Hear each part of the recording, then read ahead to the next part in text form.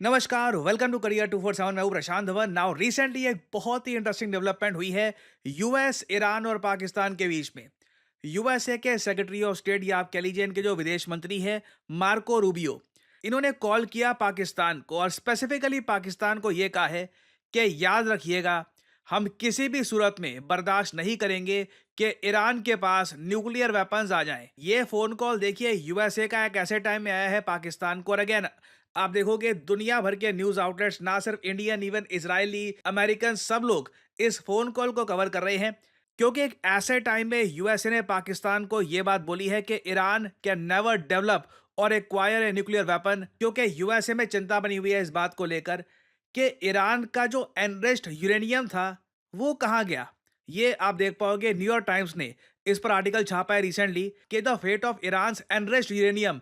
ये एक बहुत बड़ी मिस्ट्री है यूएस के लिए और कई जियोपॉलिटिकल एनालिस्ट ये मान रहे हैं कि ईरान ने हो सकता है कि जो ये एनरिच्ड यूरेनियम है कुछ ग्रुप्स की मदद से पाकिस्तान में कहीं पे छुपा रखा हो। मे बी इनकी सरकार को पता है और मे बी एक पॉसिबिलिटी ये भी है कि ये एनरिच्ड यूरेनियम जिससे एक न्यूक्लियर वेपन बन सकता है, शायद पाकिस्तान को पता भी नहीं है कि पाकिस्तान की बॉर्डर में या फिर बलूचिस्तान में कहीं पर किसी ग्रुप ने छुपा रखा है। क्योंकि टोटल जो क्वांटिटी है इसकी, ये 880 पाउंड है stockpile of uranium enriched to 60%। 60% के ऊपर यूरेनियम आपने अगर एनरिच कर दिया तो ये यूरेनियम आप न्यूक्लियर बॉम्ब बनाने के लिए यूज कर सकते हैं। और अगर यहाँ पे आपका सवाल है, वेट, ये यूरेनियम की बड़ी कहानी सुनी है कि कुछ ईरान ने यूरेनियम इतना ज्यादा रिफाइन कर दिया है, इतना ज्यादा इसको एनरिच कर दिया है कि ये न्यूक्लियर बॉम्ब के लिए हो सकता है यूज।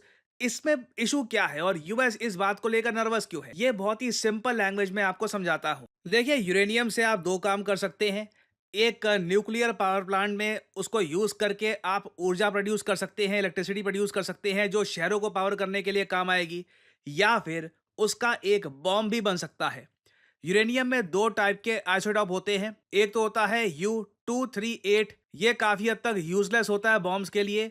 फिर होता है U-235, ये यूरेनियम में बहुत कम होता है, सिर्फ 0.7% के आसपास। तो एक न्यूक्लियर बॉम्ब बनाने के लिए ना U-23 आइसोटॉप चाहिए होता है 90% प्यूरिटी के साथ। और सिंस एक यूरेनियम में ये बहुत कम होता है ना, इसलिए न्यूक्लियर बॉम्ब बनाने के लिए जो एनरिच्ड यूरेनियम है इसको बनाने का प्रोसेस बहुत लंबा होता है। आपको सेंट्रीफ्यूजेस में बिल्कुल धीरे धीरे करके जो ये यूरेनियम है इसको और प्यूरिफाई करना होता है, बहुत टाइम लग जाता है इसमें। और अगर 90% आपने एनरिच कर दिया यूरेनियम तो एक बार को न्यूक्लियर बॉम्ब बन सकता है। अब यहाँ पे आप कहोगे वेट वेट, जो न्यूयॉर्क टाइम्स का आर्टिकल था वहां पे तो लिखा था कि ईरान ने 60% के आसपास कर रखा है एनरिचेस को, तो दुनिया को इतनी जरा चिंता क्यों है कि ईरान का 880 पाउंड यूरेनियम कहां पे गया, जबकि अभी के लिए ये बस 60% एनरिच हुआ है।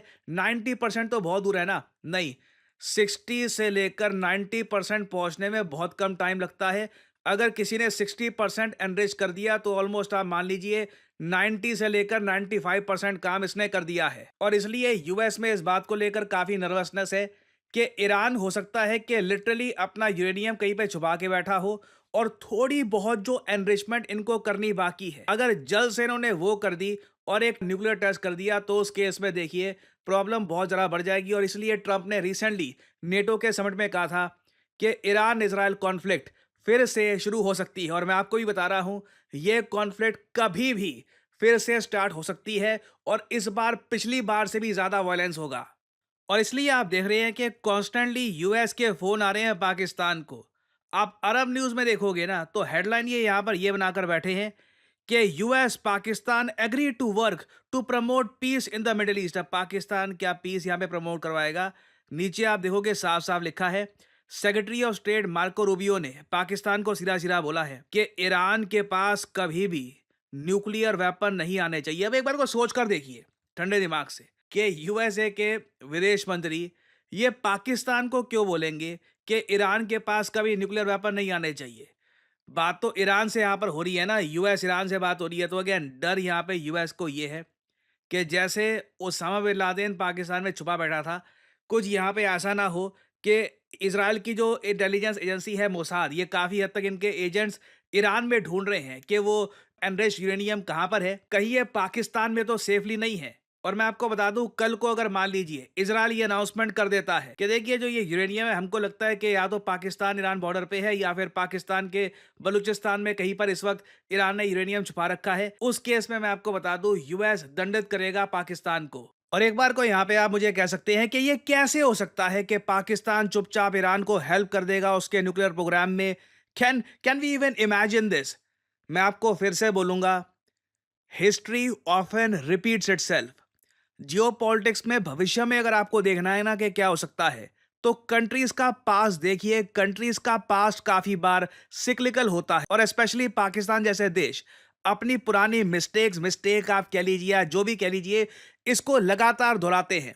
ये मैं आपको इस वक्त आर्टिकल दिखा रहा हूं, साल 2003 के द गार्डियन का आर्टिकल है। सेम आर्टिकल सीएनबीसी और वॉशिंगटन पोस्ट सबने पोस्ट किया था 2003 में। पाकिस्तान ने फाइनली दुनिया के सामने एडमिट कर ली है बात कि हाँ, ईरान का जो न्यूक्लियर एक्सपर्टीज अब इनको मिल चुका है। अब ईरान के पास जो अब टेक्नोलॉजी आ चुकी है कि कच्चे यूरेनियम को कैसे एनरिच करना है, ये लग रहा है कि पाकिस्तानी साइंटिस्ट AQ खान ने प्रोवाइड कर दी है। इसके बाद ऑब्वियसली पाकिस्तान के जो ये न्यूक्लियर बॉम्ब के फादर जिनको कहा जाता है AQ खान, इनको हाउस अरेस्ट में भी रख लिया गया था। यूएसए ने काफी आप कह लीजिए कोट एंड कोट गुस्सा किया था पाकिस्तान को, बट यूएस भी जरा कुछ कर नहीं पाया था क्योंकि उस वक्त अफगानिस्तान में पाकिस्तान बहुत ज़्यादा हेल्प कर रहा था यूएस फोर्स की। नहीं तो आप अगर सोच कर देखें, जो पाकिस्तान ने किया है ना, यहीं से बीज बो दिया गया था ईरान के न्यूक्लियर बॉम्ब का। और ये मैं आपको आर्टिकल दिखा रहा हूं न्यूयॉर्क टाइम्स का, साल 2004 का।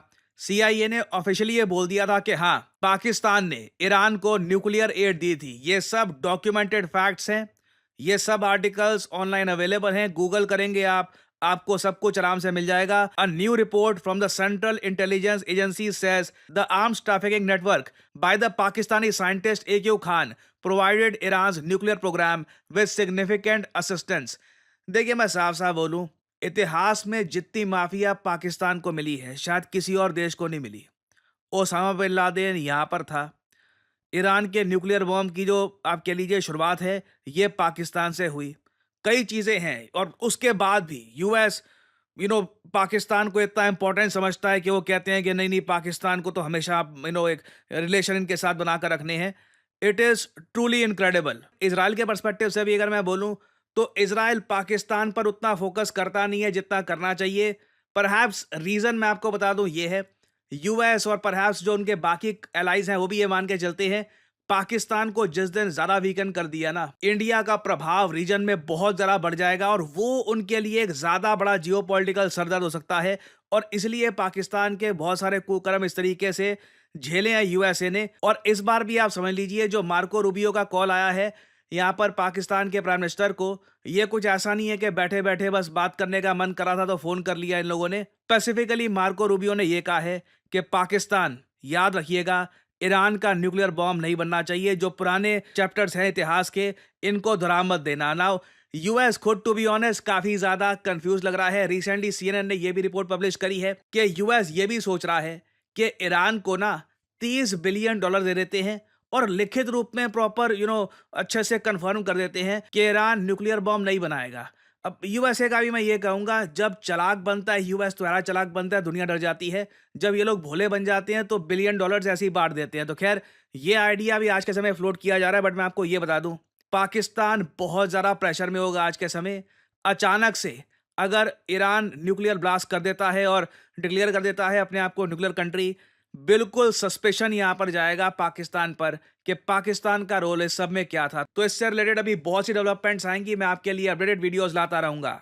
और फाइनली आप लोगों के लिए बहुत ही इंपॉर्टेंट मैसेज, भारत को आज के समय चाहिए डेटा साइंटिस्ट। इसलिए आपने देखा होगा हमारे देश के IITs ने भी अब डेटा साइंस से रिलेटेड सर्टिफिकेट प्रोग्राम्स करने स्टार्ट कर दिए हैं। और इसका रीजन बहुत ही सिंपल है, ग्लोबल इकोनॉमी अब काफी हद तक डेटा ड्रिवन हो चुकी है। जब तक एक कंपनी के पास डेटा की प्रॉपर जानकारी है नहीं, वो कंपनी आगे तरक्की कर नहीं सकती। और इसलिए आपने देखा होगा ऑलमोस्ट हर स्टार्टअप आज के समय एक डेटा साइंटिस्ट चाहती है। और आपके पास मौका है इस इंपॉर्टेंट ग्लोबल इकोनॉमी में खुद के लिए एक करियर बनाने का, by becoming a data scientist yourself. As a data scientist पूरी दुनिया के दरवाजे आपके लिए खुले हैं। आप ICICI bank, American express, Accenture, किसी भी कंपनी में काम कर सकते हैं, क्योंकि फ्रैंकली डेटा साइंटिस्ट की आवश्यकता हर जगह आपको मिलेगी। और करियर 247 आपके लिए लेके आया है हमारा flagship data science and machine learning with generative AI course. हमने स्पेसिफिकली यहाँ पर जनरेटिव एआई को डाला है, क्योंकि आज के समय बिना जनरेटिव एआई के डेटा साइंस और मशीन लर्निंग में आपको महारत नहीं मिल सकती। और इसलिए हमारा ऑनलाइन कोर्स चलेगा 6 महीने तक। यहाँ पर 260 आवर्स है लाइव क्लासेस की। यूजुअली देखिए क्या होता है, ज्यादातर जो भी कोर्सेस ऑनलाइन है आज के समय, क्योंकि डेटा साइंस का कोर्स गूगल दे रहा है, हार्वर्ड दे रहा है, ज्यादातर आपको मिलेगी प्री रिकॉर्डेड क्लासेस और उनकी भी क्वालिटी इतनी अच्छी नहीं होती। वेयरएज जब आपको लाइव क्लास मिलती है, आप खुद ओपनली टीचर से बात कर सकते हैं, एक वेबकैम या फिर एक माइक्रोफोन के जरिए। आप उसी वक्त सवाल पूछ पाओगे कि सिलेबस में ये टॉपिक कब पढ़ाया जाएगा, आपको कौन कौन से टूल सीखने की आवश्यकता है, pandas, amazon web service, Jupyter, इन सबको प्रॉपरली आप समझ पाओगे। और फिर ऑफ कोर्स इस कोर्स के अंदर आप हमारे साथ प्रोजेक्ट्स भी करेंगे, जिससे आपको प्रॉपरली समझ में आएगा कि एक्चुअली स्किल्स का इस्तेमाल करना कैसे है। तो यहाँ पे आपको करना क्या है, सिंपली जो वीडियो आप देख रहे हैं इसकी कमेंट सेक्शन में जाओ। कमेंट सेक्शन में ये लिंक आपको मिल जाएगा एनरोल नाउ का, यहाँ पर करिए क्लिक। आपके सामने ये पेज खुल जाएगा। यहाँ पर सिर्फ अपना नाम, ईमेल आईडी, नंबर, ये सब डालिए। जो डिस्काउंट कोड है ऑब्वियसली ये डालिएगा PG10, क्योंकि अगर आप PG10 डालते हैं तो आपको एक सिग्निफिकेंट डिस्काउंट मिलेगा, जिससे आप अपना हार्ड अर्न मनी बचा पाएंगे। दैट्स इट, आपको यहाँ पर कर देना है अप्लाई। उसके बाद करियर 247 के कंसल्टेंट आपको कॉल करेंगे।